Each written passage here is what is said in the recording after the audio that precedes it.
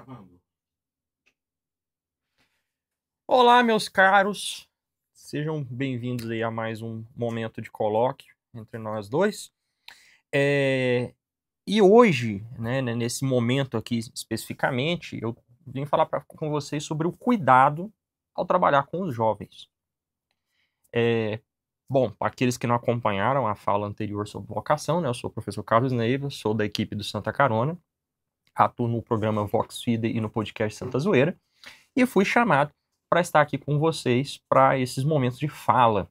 É uma alegria muito grande, né? Quero mandar aí um abraço para todos os integrantes da comunidade Unos e, né, pedir a vocês encarecidamente por oração, né? Isso com certeza é o que sustenta o nosso trabalho, o nosso apostolado, sobretudo com as dificuldades que se encontram ao trabalhar com jovens, que é um pouquinho do que eu vou falar com vocês hoje. Eu sempre acho muito engraçado quando me chamam para falar do trabalho com jovens. Obviamente, para quem chama, não soa tão contraditório. Afinal, nós temos um podcast chamado Santa Zoeira, que literalmente fala em linguagem jovem. E nós trabalhamos na internet, onde o meio predominante é jovem. E, apesar de eu ter 30 anos, a minha carinha aqui de 18, que eu uso produtos Ivone, né, dá a impressão de que eu sou um jovem trabalhando, né? Mas a verdade é que, sobretudo para quem acompanha o podcast, eu sou meio famoso por conhecer, por me posicionar de uma maneira um pouco dura para com os jovens. Eu brinco que a juventude tem que acabar, né? E por que eu falo coisas nesse sentido? Porque trabalhei ao lado dos jovens por muito tempo e percebo os erros próprios da juventude. E nesses erros próprios da juventude, eu percebo que a solução, a grande solução para eles, é o fim da juventude. Em que sentido? De que os jovens, que são aqueles que estão passando por um processo de maturação, se tornem maduros. E, portanto, deixem de ser jovens e se tornem adultos. Né? Então, o fim da juventude nada mais é do que os jovens alcancem o ápice daquilo que eles nasceram para ser, pessoas maduras. Tanto fisicamente, mas também e sobretudo psicologicamente, emocionalmente e espiritualmente. Então, hoje eu encontro aqui essa dificuldade em falar sobre os cuidados de trabalhar com os jovens. E quando eu ficava pensando nesse tema, né, e fiquei ali um tempo meditando com as escrituras, eu percebi que é possível diagnosticar 8 problemas na juventude, no trabalho com a juventude hoje em dia. 8 problemas. E, por uma questão de conclusão lógica, né, eu encontrei 8 soluções.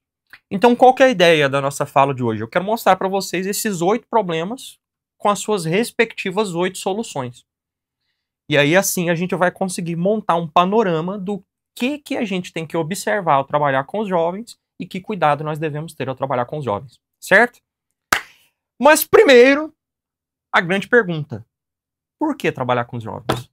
Por que a gente está tendo esse esforço, essa dificuldade, se a gente já viu que jovem é dor de cabeça? Por que a gente vai trabalhar com jovem? Então, para animar aqui a nossa fala, eu trago uma fala do grande Papa São João Paulo II, em que ele dizia para os jovens: caros jovens, só Jesus conhece o vosso coração e os vossos anseios mais profundos. Só ele, que vos amou até a morte, é capaz de saciar as vossas aspirações. As suas palavras são de vida eterna, palavras que dão sentido à vida. Ninguém, senão Jesus, poderá dar-vos a verdadeira felicidade. A coisa mais fácil que tem trabalhar na igreja é trabalhar com o pessoal mais velho.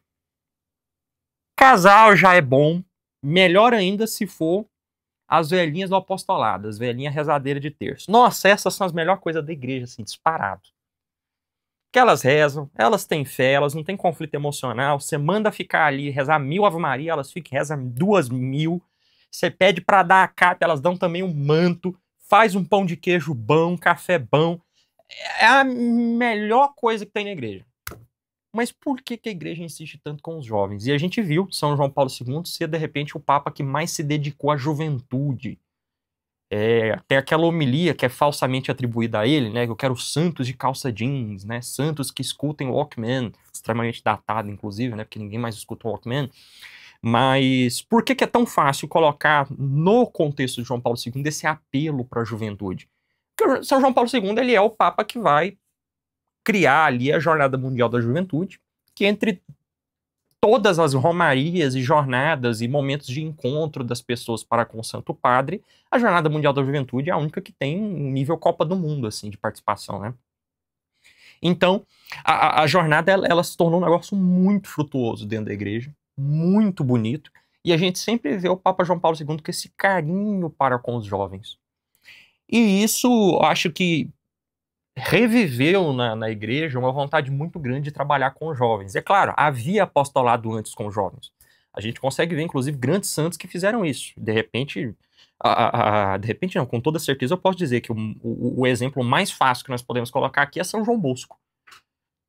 Né? Dai-me almas e ficai com o resto. O que me importa é a juventude santa, né? Uma pessoa que estava totalmente dedicada à juventude, né? Porque ele via o clamor, a força que o jovem tinha. E, de fato, quando um jovem se converte, você tem ali material para um santo, né?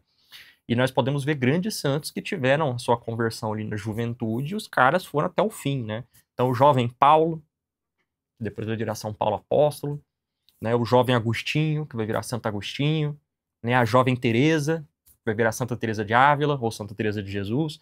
Então, a juventude, ela tem essa força, ela tem esse anseio. Por quê? A juventude muitas vezes está atrás de sentido. E apresentar para elas o verdadeiro e único sentido das nossas vidas, que é nosso Senhor Jesus Cristo, é algo profundamente transformador. Então, a Igreja Católica, ela não procura jovens porque ela está preocupada em ter uma próxima geração. Não! Gente, se a preocupação da igreja fosse ter uma próxima geração, a igreja tinha que investir pesado, volto mais uma vez, nas velhinhas do apostolado. Porque é elas que enchem os seminários, rezando pelas vocações, é elas que dão força aos sacerdotes, é elas que frutificam o serviço da igreja através da intercessão. Os jovens, eles estão aqui mais num desejo profundo da igreja, de dar sentido àqueles que procuram incansavelmente por um sentido, do que um pensamento mundano, no sentido de, vamos evangelizar os jovens para a gente ter uma igreja amanhã. A igreja não está preocupada com essas coisas nesse sentido. Né? A igreja não está preocupada de, eu vou garantir o futuro da igreja amanhã, né? Eu vou salvar o cristianismo. Não, quem salva a igreja é nosso Senhor. E é a igreja que salva a gente, não é a gente que salva a igreja. Né? Ainda mais com estratégias humanas aqui, né? De vou converter 30 jovens para amanhã eu ter 30 casais, né? Ter 15 casais, né? Que vai para metade. Não. Isso é muito mundano. Nosso Senhor não precisa desses cálculos mundanos. Ele sustentará a sua igreja como tem sustentado há 2000 anos. Então, por que evangelizar os jovens? Eu queria trazer para vocês aqui uma teoria que alguns exegetas sustentam ao ler as Sagradas Escrituras, e especialmente os Santos Evangelhos, e eu queria que vocês dessem o braço a torcer para essa teoria, só para vocês verem que interessante. Mas essa teoria, ela analisa que os apóstolos, os 12 apóstolos, com exceção de São Pedro, eram jovens, eram adolescentes. E aí, essa teoria vai ser sustentada de algumas maneiras. Né? Em primeiro lugar, era costume na época que adolescentes procurassem ter um rabi, ter um professor, ter um mestre que lhe ensinasse a doutrina, né? E nós vemos os apóstolos chamarem Jesus de rabi. Nós vemos também, né, que os apóstolos eles têm um ímpeto muito grande em largar a profissão que eles estão e correr atrás de Jesus. Que é uma coisa que um homem com mulher, família e filhos não faria. Então, coisa de adolescente, né? Outro argumento em favor dessa teoria é de que quando nós vemos João e Tiago, nós vemos eles sendo assistenciados pelo pai no serviço. Então eles estão mais em condição de aprendizes do pai no serviço ali, adolescentes. Não são homens adultos, senão teriam um próprio serviço sozinhos. Né? Mas estão ali com a ajuda do pai. E depois a gente vê a mãe vir pedir por eles, para que um tenha um lugar à direita e outro à esquerda. Coisa de jovenzinho que precisa da assistência dos pais, né? Eles deviam ter ali seus 13, 15, 16 anos. Eles eram todos rapazinhos que andavam com Jesus, né? E o argumento mais forte a gente encontra em Mateus, capítulo 17, versículos 24 a 27, de que Jesus conversa com Pedro sobre a importância de pagar o tributo do templo. E aí Jesus diz que Pedro deve ir pescar, o primeiro peixe que ele pescar, ele vai abrir a boca do peixe e vai achar uma moeda que vale a taxa de Jesus e de Pedro. E ele vai lá e vai ofertar no templo por Jesus e por Pedro. Só quem era maior de idade, portanto tinha seus 18 ali, fazia esse pagamento. Né? Só quem tinha 18, 20, conforme a gente vê ali na explicação no Levítico. Né? Então Pedro era um homem mais velho, por isso que a gente vê que ele tem esposa, a gente não vê quem são os pais de Pedro, a gente não vê ele sendo assistenciado pelos pais, a gente vê que ele tem uma sogra, né, consequentemente, porque na verdade não se fala da esposa dele, só se fala da sogra dele, né, então a gente consegue ver que Pedro era o mais velho, o que torna tudo mais fácil para ele assumir essa liderança entre os apóstolos. Mas os outros 11 seriam jovenzinhos. É uma teoria, coloquei aqui os argumentos, você pode concordar, não pode, pode discordar, a igreja não bateu o martelo quanto a isso, acredite se você quiser, não tem problema. Mas é interessante nós pensarmos nisso, né, em que Jesus se preocupou em evangelizar jovens, em trabalhar com jovens, em ter discípulos jovens, e ele teve dor de cabeça exatamente por estar trabalhando com jovens. Jovens que queriam cargos, jovens que queriam mandar trovão sobre cidades para ser destruídas, fogo do céu caísse e destruir cidades, jovens que fugiam na hora do aperto, jovens que dormiam à noite em vez de ficar e rezar, jovens que, quando viram que Jesus não era bem o que eles estavam fazendo, não hesitaram em vendê-lo por 30 moedas de prata. Isso aqui coloca a gente um pouco no contexto do que nós vamos falar hoje. Quais são os problemas de trabalhar com os jovens? E eu quero trazer o problema número 1, que é a falta de identidade e de sentido. Os nossos jovens, eles não têm uma identidade formada ainda. Eles procuram afirmar a sua identidade. E eu acho divertidíssimo como o jovem firma a sua identidade indo contra a identidade dos seus pais. Geralmente ele procura ser diferente do pai e da mãe. E procura afirmar a sua unidade sendo igual a todos os seus amigos. O jovem ele quer provar que ele é diferente, imitando todos os jovens da idade dele. Mas ele jura que ele está provando que é diferente. E ali a gente vê as tribos urbanas sendo formadas, né? Esse contexto das tribos que era muito claro, na época aí de quem for mais velho vai lembrar, né? Nós tínhamos os emos, nós tínhamos os punks, nós tínhamos as mais diversas tribos jovens ali, os hippies, né? Os góticos. Essas tribos não sumiram, elas continuam hoje em dia, elas só têm outras caras. Mas nós vemos os jovens formarem tribos. E repara, é sempre a mesma coisinha, né? Mete o shape, usa determinado estilo de roupa, determinado corte de cabelo, fala determinados memes, determinadas gírias, assiste determinadas coisas, segue determinados autores. Eles formam verdadeiras tribos, né? E a gente vê essas tribos formando as suas bolhas na internet. E a gente vai vendo as mais variadas bolhas de jovens, né? A gente vê ali os incels, esses rapazes que começam a ver a feminilidade e o ser da mulher,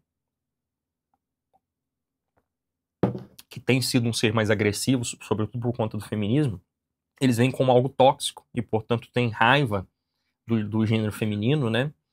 Nós vemos ali, né, entre os grupos jovens ali, grupos jovens extremamente marcados por ideologias de esquerda. E nós vemos jovens, inclusive, que fazem da igreja a sua tribo urbana. Então colocam a bandeirinha do Vaticano do lado do nome, o perfil dele é para lutar pela fé. Né? Então, assim, o que ele está procurando? Ele está procurando uma identidade. Ele está procurando responder a velha pergunta: quem é você? Eles estão procurando um sentido para a vida. E, gente, é impossível viver sem ter um sentido para a vida. Eu acho que o mestre deste assunto foi o o psicoterapeuta Viktor Frankl. O Viktor Frankl, no seu livro Em Busca de Sentido, né, ele encontra como a chave para se superar qualquer desafio ter um sentido para sua vida. E ele vai dizer no seu livro: quando damos sentidos à vida, não nos sentimos apenas um pouco melhor, mas também encontramos a capacidade de lidar com o sofrimento. Então esse homem ele passou por 3 campos de concentração exatamente porque ele encontrou um sentido. Ele precisava levar a mensagem, o estudo dele, a descoberta psicoterapeuta dele, que depois vai virar a logoterapia. Ele precisava levar isso adiante. E isso deu para ele forças para suportar o maior dos horrores do século passado. Né? Então, o jovem ele precisa ter um sentido para não ser acometido pelos medos que corroem a nossa civilização. A depressão, a ansiedade, né? O consumismo, o materialismo, a indiferença para com Deus, tudo isso tem tomado conta da nossa sociedade, né? E o jovem ele precisa ter um sentido, ele precisa de uma identidade, ele precisa de algo que faça ele ficar firme diante dessas coisas para não ser carregado por elas. Então esse é o grande problema. Os nossos jovens precisam ter identidade, precisam encontrar o sentido da vida. E como nós solucionamos isso? Então trago aqui a solução. Propondo uma fé encarnada, uma fé que não é só um ideal, mas uma fé que é uma pessoa. Nosso Senhor Jesus Cristo. Nosso Senhor Jesus Cristo é o único ideal, e São João Paulo II disse isso várias vezes, né? Que vai preencher o vazio das nossas vidas. Trago aqui 2 pontos de caminho de São Zé Maria Escrivá, um autor que eu gosto muito, um livro que eu gosto muito, que ajudam a gente a entender um pouco isso. No ponto 279 ele diz o seguinte: as pessoas geralmente têm uma visão plana, pegada à terra, de 2 dimensões. Quando a tua vida for sobrenatural, obterás de Deus a 3ª dimensão, a altura. E com ela, o relevo, o peso e o volume.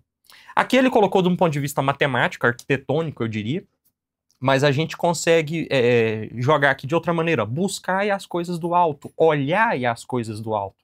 Se eu olhar de uma maneira de quem olha do alto, eu vejo o problema na sua totalidade. Porque tantos jovens pegam o seu problema e transformam num problema insolúvel e que vai acabar com a vida dele, um problema gigantesco. Porque muitas vezes ele não consegue enxergar além daquilo.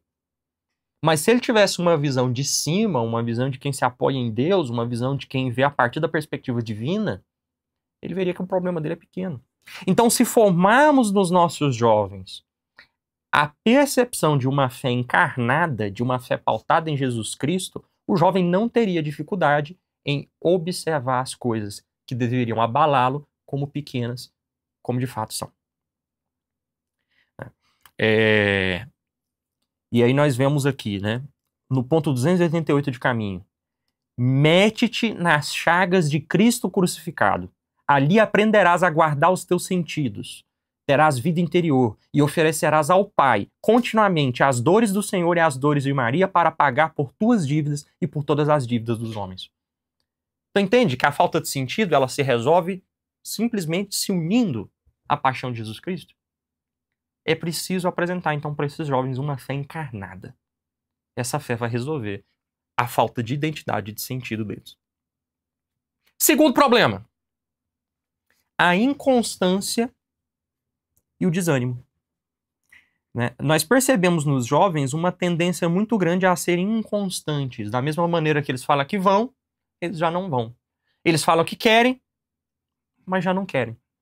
E nós vemos um certo desânimo. Eu, como professor, eu percebi isso muito no ensino médio. Quanto reclamavam os meus amigos nas reuniões de professores. Os meninos estão desmotivados. Não há nada que eu faça para animar esses meninos. Eles não querem estudar, eles não sabem que carreira seguir, eles não estão com ânimo, eles não querem nada.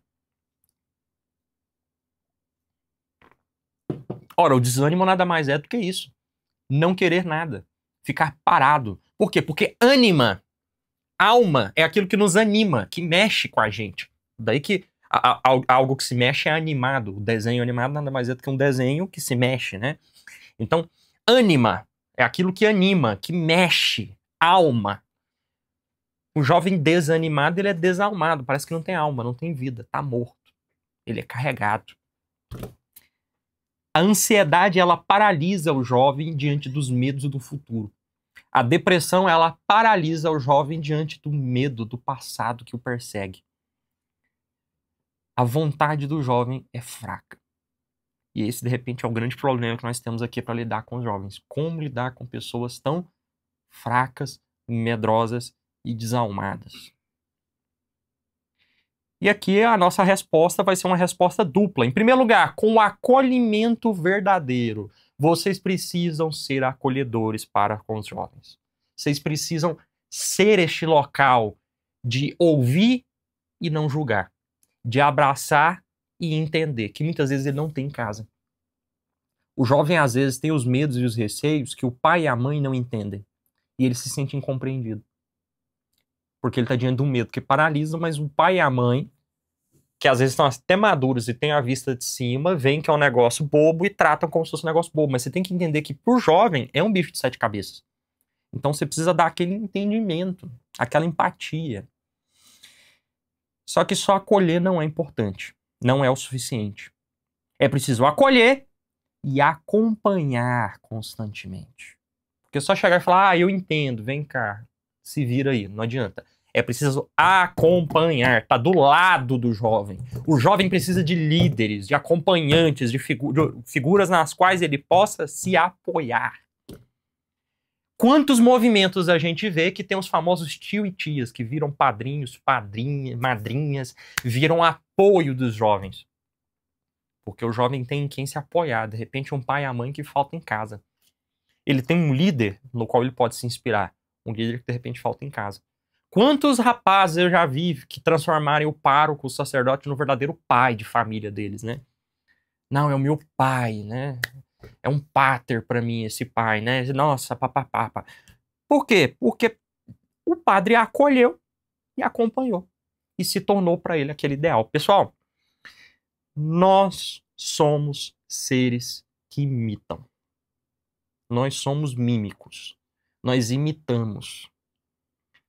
Tudo que nós aprendemos por meio de imitação. Se um bebezinho aprende a falar mamã, é porque a mãe ficou igual a monga falando pra ele, fala mãe, fala mãe. Ela ficou de jeito pra ele. Nós aprendemos a partir da repetição, mas sobretudo da imitação. Nós não conseguimos aprender a virtude se a virtude for apenas uma matéria teórica que está nos nossos catecismos. Nós só vamos aprender a virtude se a gente ver alguém que nos acompanha que é modelo dessa virtude. Então, você, adulto, que trabalha com os jovens, você precisa acolher esse jovem a quem você propôs uma fé encarnada e ser para esse jovem um sinal de virtude. Ser para esse jovem alguém no qual ele possa se apoiar. Ver e querer ser igual. Trago aqui para vocês um trecho que Jesus, né, diz no capítulo 5 do Evangelho de São Mateus, versículo 16.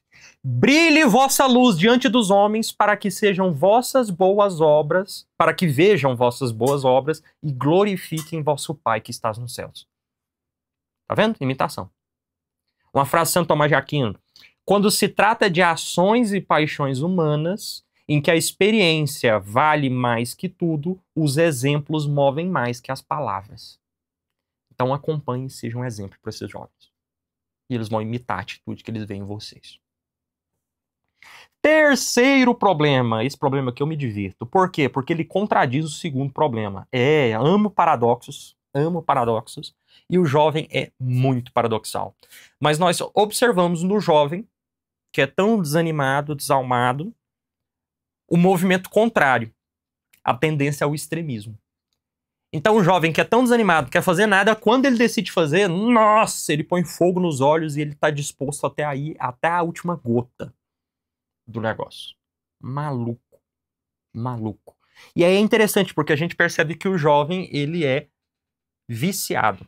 Como assim viciado? Você está falando de drogas, Carlos? Não, estou falando no sentido aristotélico da palavra mesmo, vício. Por quê? O vício, ele é uma ação má que se dá pelos excessos ou pela ausência completa.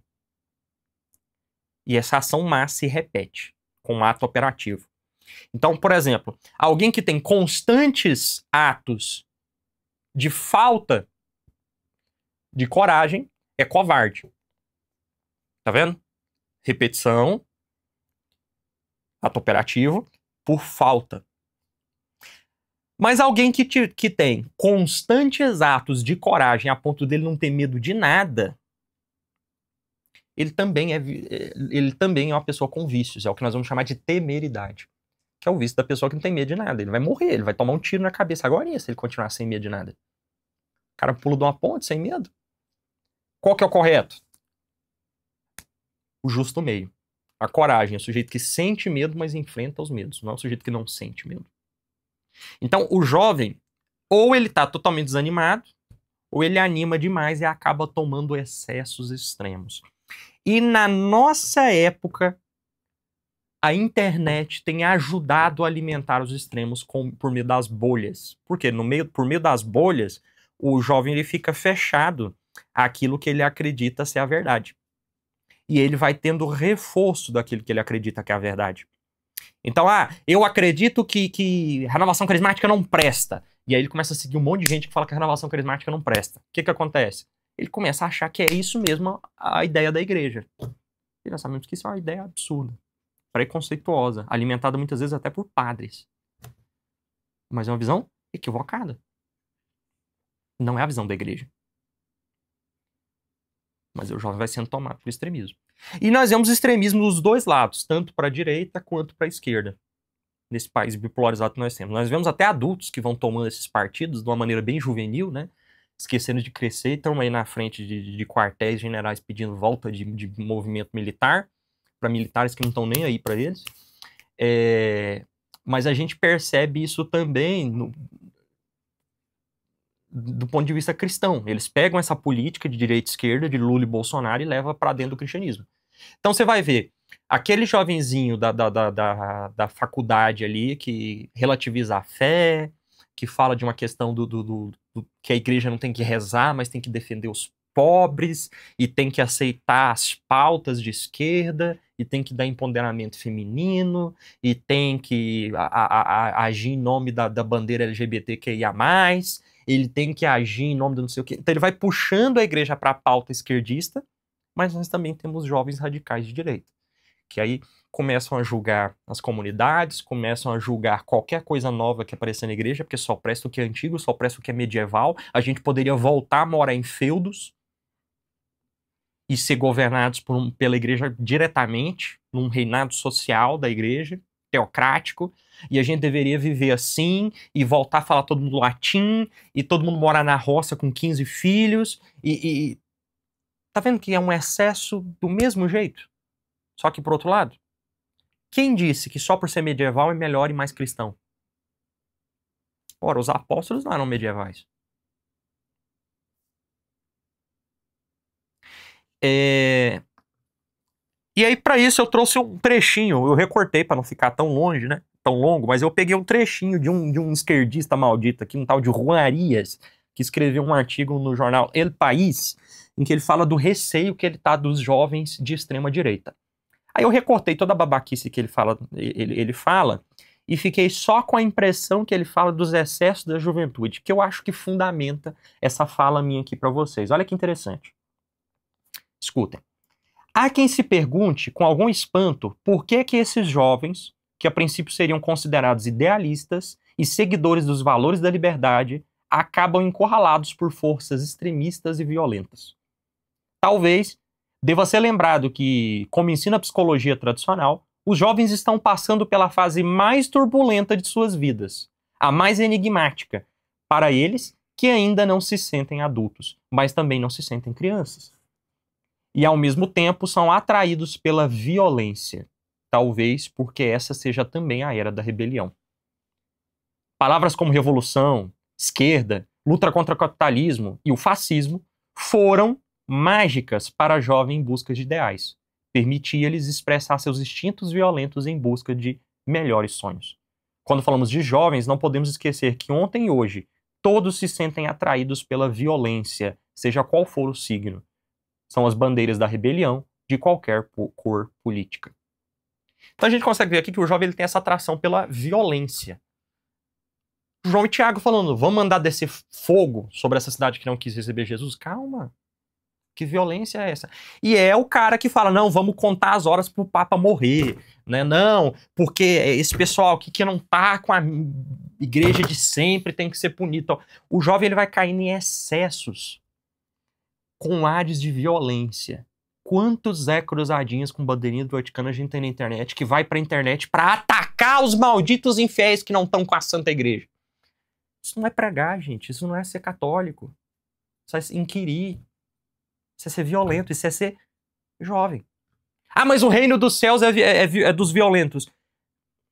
Não é nesse sentido que Cristo falou. Cristo falou de uma força, mas não dessa força juvenil. Imbecil. Emocional, puramente. Isso tem ares de racionalidade, mas não é racionalidade. Como é que a gente faz no meio desse extremismo com esses jovens? Bom, evangelizando com muita paciência e ajudando o jovem a amadurecer sem se perder nos extremos.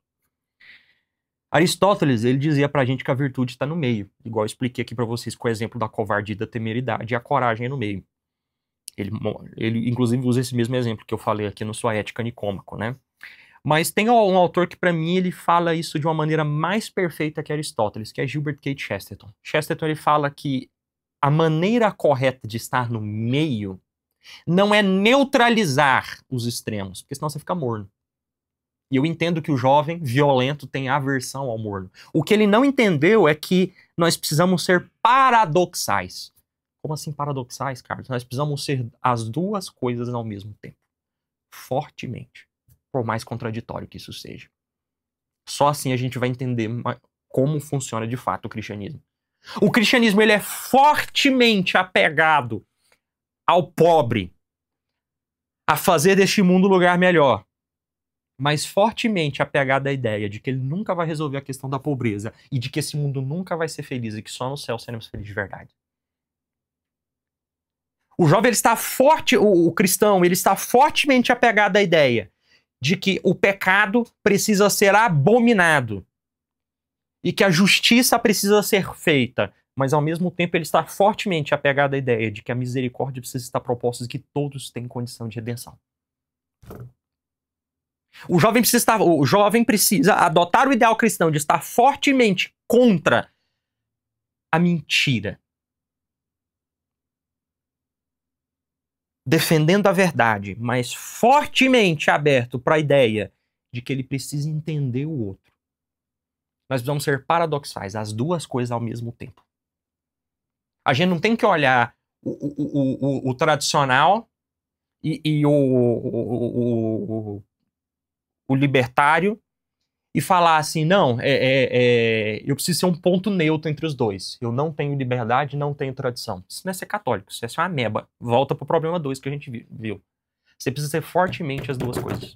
Eu tenho que querer a liberdade e a libertação mais do que qualquer outro. Eu tenho que defender o pobre, eu tenho que defender o que sofre, eu tenho que defender o oprimido mais do que qualquer outro. Ao mesmo tempo, eu tenho que defender a tradição e estar com a igreja mais do que qualquer outro. Nós precisamos ser paradoxais. As duas forças ao mesmo tempo. E isso é muito difícil. O jovem vai precisar de ajuda para entender isso. E essa seria a nossa terceira solução. E aí nós vamos para um outro ponto que ainda na solução aqui do nosso ponto 3, que é ensinar com caridade. Se o jovem está tão tomado de violência, o que a gente precisa ensinar para eles? O amor. E qual é a melhor maneira de ensinar com amor? Demonstrando amor. Assim a gente vai contendo esses ímpetos de violência imatura nele, até que ele seja um adulto maduro. Quarto problema, as pressões culturais e ideológicas. O nosso mundo é um mundo neopagão. O nosso mundo está tomado por ideias anticristãs. E o jovem lida com essas ideias o dia inteiro e muitas vezes ele engole essas ideias achando que não está engolindo. E ele arrota essas ideias achando que está lutando contra elas. Quais são essas ideias? Quais ideias compõem o terrível modernismo? A síntese de todas as heresias que assola o nosso tempo. O marxismo cultural, que procura jogar o mundo numa dualidade de opressor e oprimido, reduzindo a existência à pura materialidade, nos colocando dentro de uma dialética histórica. O marxismo cultural tem procurado transformar tudo numa luta de oprimidos e opressores. A família virou a questão de um opressor e oprimidos. O namoro vira um opressor e uma oprimida. A educação vira um professor opressor e alunos oprimidos, de uma pedagogia oprimida. A igreja, você tem um líder opressor e fiéis oprimidos que precisam se libertar das garras do clero. Tudo vai se tornando uma questão de opressor e oprimido. Gente, até o SUS. Você vê ali no ambiente do SUS um ódio das pessoas para com os médicos e um ódio dos médicos para com as pessoas. Marxismo cultural. Além do marxismo cultural, nós temos o hedonismo, tão criticado pelo nosso querido Papa Bento XVI, né? O hedonismo, que é esse desejo de ter satisfação a todo custo, fugir do sofrimento e ter uma vida de gozo. Ai, porque tal pessoa tem problema comigo, é tóxica, eu vou procurar pessoas que me aceitam do jeito que eu sou. Porque tal missa não me agrada, então eu vou procurar uma missa onde eu consigo rezar de verdade. Hedonismo. O relativismo, que vai tornando possibilidades, né? Não. Todo mundo pode ser salvo. Não. Todas as religiões são boas. Não. O relativismo. Existem muitas verdades. A sua verdade é a minha verdade. A indiferença religiosa, né? Comum que vai embora. Não, é eu e Deus. Não. Na verdade, eu posso existir, é eu aqui, Deus lá. E o egoísmo enquanto virtude. Não, você tem que investir em você. Você tem que pensar em você. Não, você tem que focar em você. Todas essas ideias entram por várias vias diferentes nos nossos jovens, assim como entra em nós. Como lidar com os jovens desse jeito?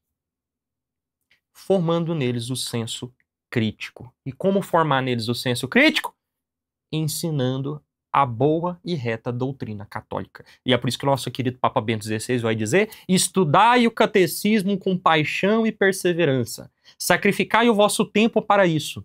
Estudai-o no silêncio do vosso quarto. Leiai-o em duplas, se sois amigos. Formais grupos e redes de estudo. Trocai ideias pela internet. Permanecei de todos os modos em diálogo sobre a vossa fé.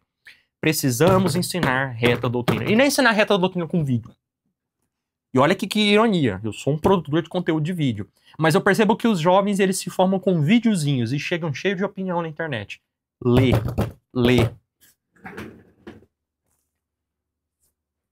Pegar esse amarelinho aqui, ó, e ler. Estudar isso aqui de verdade. Se você diz que é católico formador, católico evangelizador, católico líder, e você não leu esse livro inteiro aqui, você é vergonha da profissão, já diria o chefe Chacana. Passou da hora de você pregar sua bunda na cadeira e ler esse livro inteiro. Inteiro. Ter o seu todo rabiscado e marcado aqui de jeito, ó. Todo troncho. Passou da hora. E despertar nos jovens esse mesmo desejo. Pegar o catecismo e mastigar o catecismo. Quanto jovenzinho pagando de inquiridor vem falar que o catecismo amarelinho não presta. E ele não leu o catecismo amarelinho. Ele viu um vídeo de um babaca falando mal do catecismo amarelinho. Eu quero ver gente que leu isso aqui inteiro. Nós temos vários cursos na internet de pessoas que explicam o catecismo inteirinho. Se você não consegue sentar e ler sozinho, estudar sozinho, procura um apoio desse. Monta um grupo de estudo. Arruma um catequista, mas estudar o catecismo. Não é uma questão de fé ou de razão. É fé e razão. A nossa fé, ela é uma verdade objetiva, possível de ser estudada e entendida. A nossa fé, a nossa doutrina, nós podemos compreender o máximo possível que a nossa razão consegue dela. O resto, a fé completa. Mas nós podemos preencher toda a nossa compreensão dos princípios básicos da nossa fé. É só sentar e estudar. Só com uma formação decente, bem feita, a gente vai se libertar realmente das pressões culturais e ideológicas e não travesti-las de catolicismo. Porque é o que muitos fazem. Pega toda essa mundaneidade aqui e fica rotando que é católico, que luta contra o modernismo. E tá fazendo coisa igual. Tá dividindo a igreja em classes de opressor e oprimido, de malvados e inimigos, e a pessoa é boa ou ruim, independente de qual partido ela tá. Puro pensamento marxista. O quinto problema, agora nós vamos entrar na área mais pesada, hein? É a vida dupla. Nós estamos numa época em que cada vez mais é fácil e é recomendado ter uma vida dupla. Né? Se fala muito dos horrores dos papas da Idade Média, mas é impressionante. Os papas da Idade Média, eles eram da nobreza. E a nobreza, ela tinha a seguinte mentalidade: eu sou melhor que você. Não importa o que você faça. Eu sou melhor que você. Não importa o que eu faça. Eu sou melhor que você que não é nobre. Então a nobreza, ela não tinha por que esconder o que ela fazia de errado. Por quê? Porque eu vou continuar sendo melhor que você. Então se um papa queria ter uma mulher, se um papa queria ser homossexual, se um papa queria ser assassino, ele não tinha por que esconder disso, porque ele continuaria sendo melhor que a plebe. Ele continuaria sendo melhor que os plebeus. Ele continuaria. Com a ascensão da burguesia, começa essa hipocrisia. Por quê? Porque os burgueses estão no topo não porque eles são melhores do que os plebeus, é só porque eles têm mais dinheiro. Então eles precisam fingir que são virtuosos. E aí começa essa noção de vida dupla. E vida dupla no sentido de realmente ser uma coisa na frente das câmeras e totalmente outra nos bastidores. E isso tem virado uma coisa cada vez mais comum na nossa modernidade. Quantos sacerdotes, quantos líderes, quantos pais de família têm duas vidas aí? E aí eu pergunto, como é que a gente evangeliza os jovens desse jeito? Os jovens vão passar a ter vida dupla. É aquele jovenzinho que é um santinho na igreja e no fim de semana vai pra balada e pega todas. É aquele jovenzinho que tá ali, e namora o santo e engravida a namorada. E aí? Felizmente, já existia uma certa vida dupla já na Sagrada Escritura e o nosso Senhor traz palavras aqui que podem nos ajudar a compreender esse problema. No capítulo 23 do Evangelho de São Mateus, no versículo de 1 ao 7, Jesus disse: Então falou Jesus à multidão e aos seus discípulos, dizendo: Na cadeira de Moisés estão assentados os escribas e fariseus. Todas as coisas, pois, que vos disserem que observeis, observai-as e fazei-as, mas não procedais em conformidade com suas obras, porque dizem e não fazem.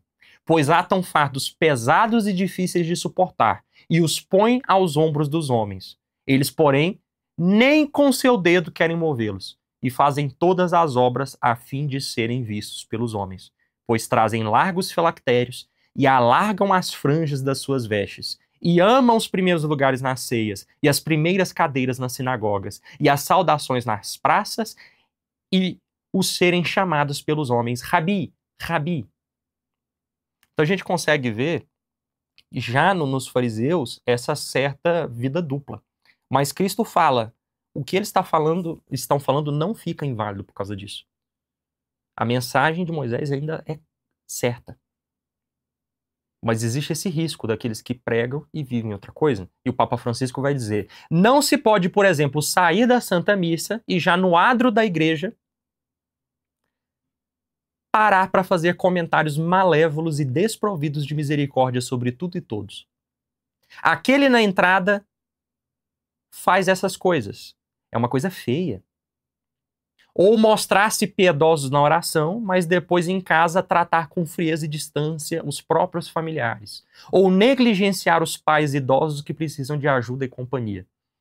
Então, nota, o nosso próprio Papa fala do nosso farisaísmo atual. Qual seria a solução para esse problema?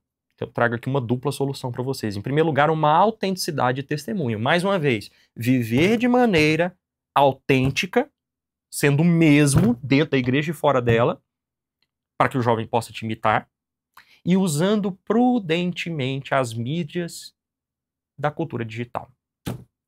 Quantos de nós estamos na igreja e vai olhar o nosso Instagram é outra coisa? Ou quantos de nós construímos no nosso Instagram uma pessoa perfeita, vai ver a realidade não é bem assim.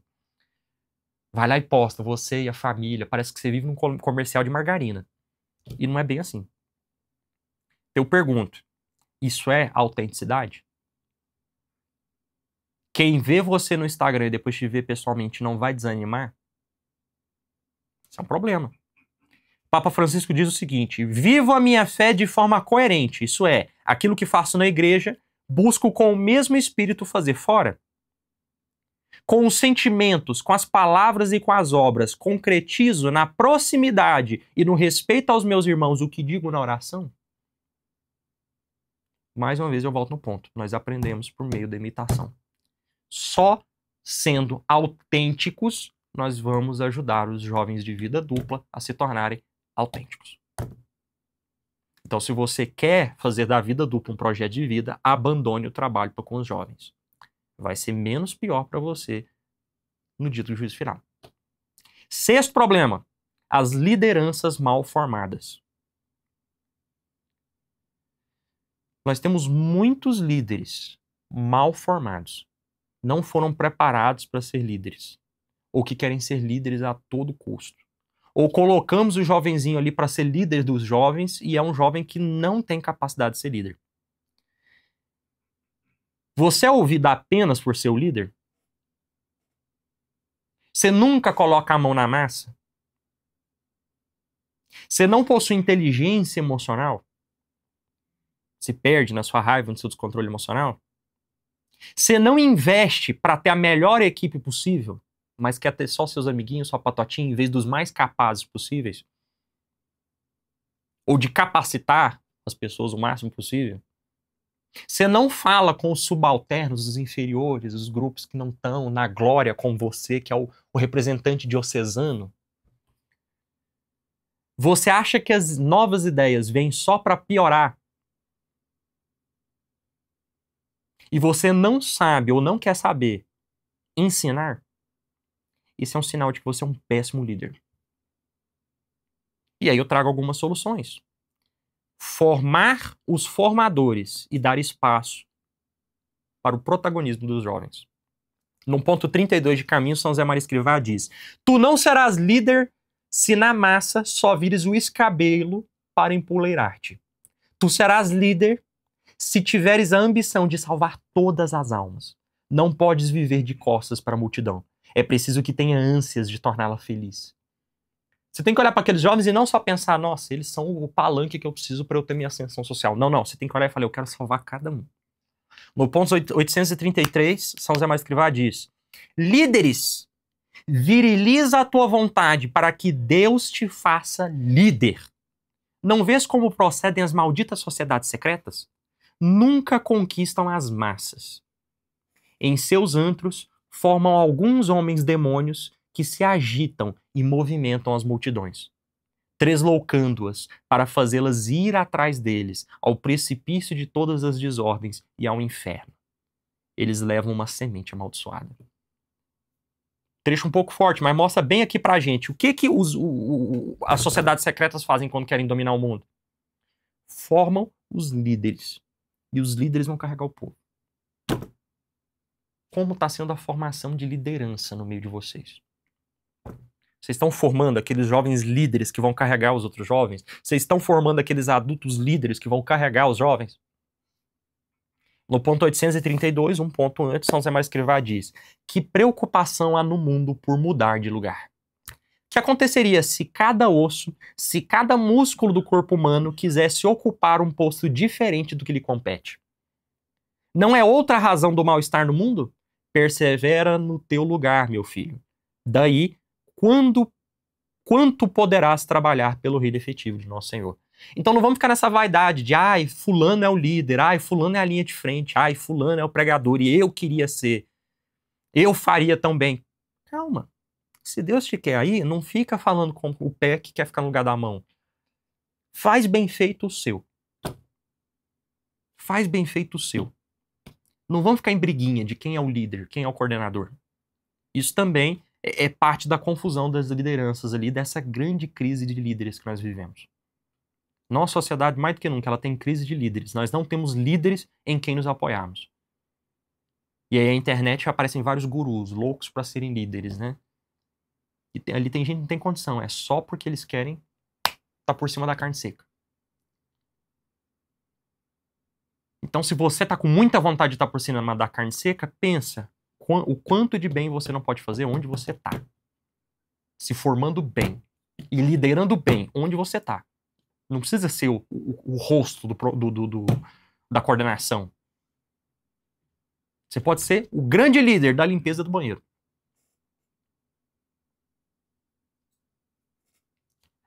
Você vai liderar. Se você fizer bem feito e com amor a Deus, vai por mim. Você vai liderar. 7º problema, os escândalos e as feridas, né? Nós vivemos numa época tão complicada em que os nossos jovens estão tão feridos, tão machucados psicologicamente, muitos deles passaram por abusos, agressões, estão feridos. E o ambiente da igreja muitas vezes é um ambiente de escândalo, que faz o jovem afundar mais ainda. Ele vê padre que perde a fé, padre que abusa de coroinha, ele vê casal de igreja líder e o homem trai a mulher. Escândalos têm machucado muito a fé das pessoas. Quantas pessoas eu vejo por aí que abandonaram a fé por causa dos malditos maus católicos? Em Lucas 17, versículos 1 a 5, Jesus disse: E disse aos discípulos: É impossível que não venham os escândalos, mas ai daquele por quem vierem.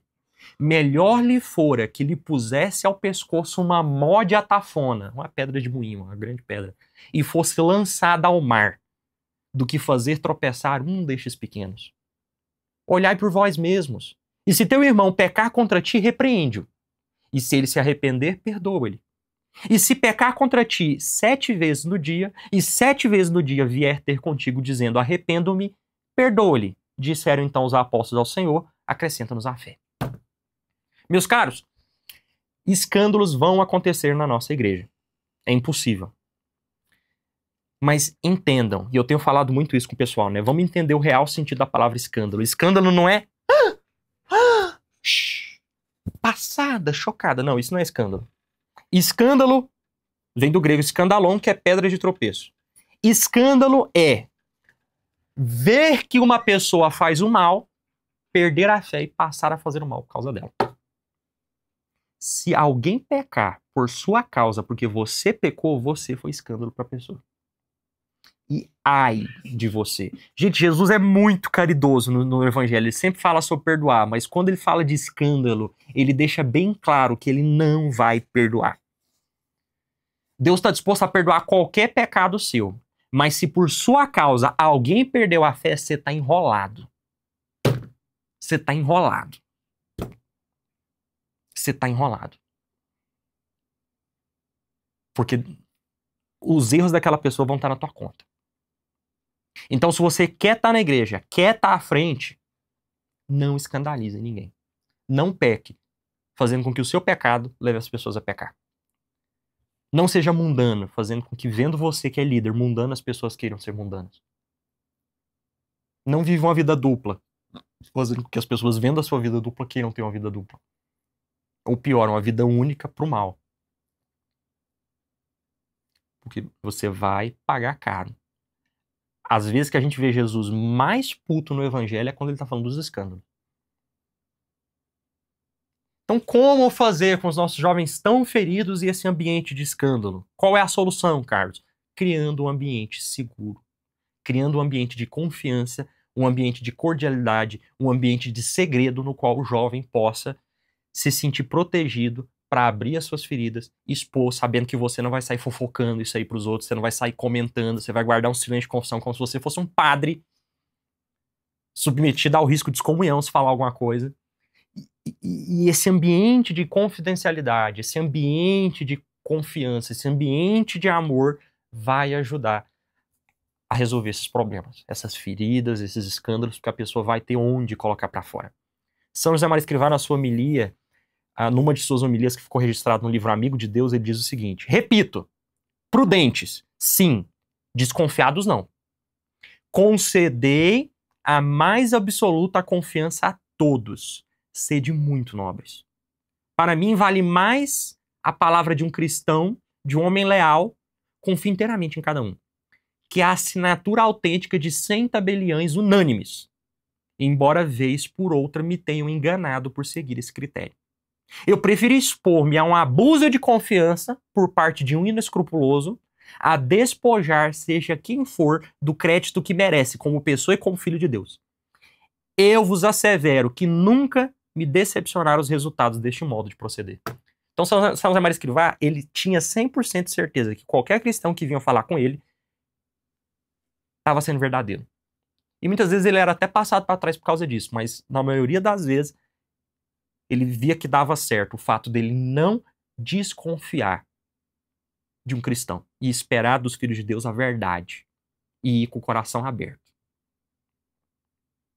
Sem ficar procurando, lá, essa Falciane, o que ela tá falando? Ela tá falando isso por causa disso, até parece que não. Haha, já tô vacinada. Não. Ele ia com o coração aberto. Tem uma historinha de Santo Tomás de Aquino que Santo Tomás, ele tá vendo tá na aula lá, né, e uns irmãozinhos viram e falam, nossa, uma vaca voando. Aí Santo Tomás vai e olha pra janela, cadê? Eles começam a rir. Ele acredita que vaca pode voar. E aí Santo Tomás diz, é mais fácil uma vaca voar do que 2 irmãos dominicanos estarem mentindo. Então tenha essa mentalidade na sua cabeça. Tá disposto a ser feito de otário porque você espera o melhor das pessoas. E por causa disso, você vai com o coração aberto e cria esse ambiente de confiança, de amor, onde o jovem vai poder se sentir seguro. O 8º e último problema, o distanciamento da vida sacramental. Quantas pessoas vão se afastando dos sacramentos como se eles não fossem essenciais ou como fosse algo que dá para ser deixado de lado. Gente, os sacramentos eles são necessários para a salvação, porque eles conferem graças sacramentais, o perdão dos pecados, a adoção de filhos de Deus, a conformação a Jesus Cristo, a pertença à igreja, o Espírito Santo que cura e transforma aqueles que recebem o sacramento. Quantos jovens têm se afastado dos sacramentos? É aquele jovem que já não confessa com frequência porque ele tem vergonha, porque ele tem sempre os mesmos pecados. É aquele jovem que não comunga porque está sempre em pecado mortal. É aquele jovem que nem crismou porque nunca teve preocupação em fazer isso. E nós vemos que de todos esses males de afastamento da vida sacramental, tudo acontece por causa, em sua maioria, por causa dos males da pornografia e da sexualização generalizada. É aquele rapazinho que começou a namorar, ele começa a ter relação sexual com a namorada, então ele nunca mais pode comungar. É aquele rapazinho que toda semana ele precisa confessar, mas aí ele acaba ficando com vergonha e vai parando de confessar porque ele vive vendo pornografia.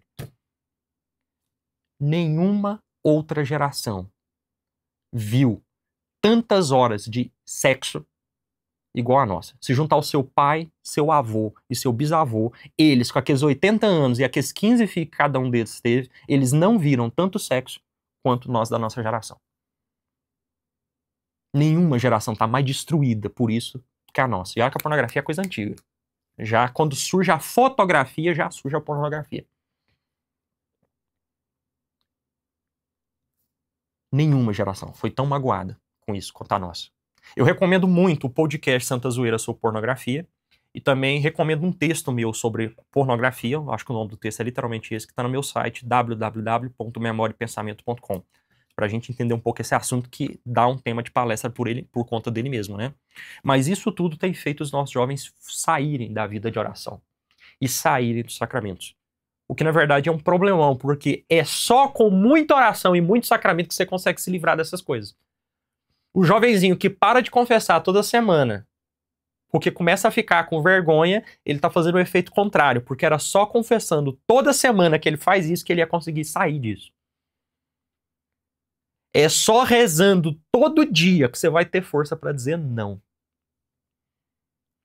Mas qual é a solução para esse problema todo do distanciamento sacramental e sobretudo essa questão da sexualidade? Introduzindo oração e os sacramentos com muito amor para os jovens, mostrando para eles como cada um dos 7 sacramentos deve ser recebido e visto como uma oportunidade de mudança de vida, onde se experimenta verdadeiramente a misericórdia de Deus. Mostre para os jovens o quanto a oração e os sacramentos são bons. E ele vai se apaixonar por esse caminho. Senhores, esses são os 8 problemas que eu tinha para apresentar para vocês e as 8 soluções. Espero que tenha ajudado, espero que tenha dado ideias e panoramas e que o Espírito Santo, a partir da minha fala, frutifique na cabeça de vocês iniciativas de apostolado com a juventude. Para concluir, eu só posso dizer que evangelizar os jovens é plantar no terreno mais fértil que existe, mas exige zelo, profundidade e amor de verdade. Porque jovem, ele não quer só evento, encontro, palestra, movimento. Não, não, não. Eles querem sentido, beleza e verdade. Que Deus abençoe cada um de vocês que se dispõe a evangelizar os jovens. E que Deus os recompense aqui e, mais importante, na vida eterna. Que a Virgem Maria, que cuidou do jovem Jesus e que foi uma mãe para os jovens apóstolos, abençoe cada um de nós e nos ajude a melhor evangelizar os jovens. Louvado seja o nosso Senhor Jesus Cristo, para sempre seja louvado.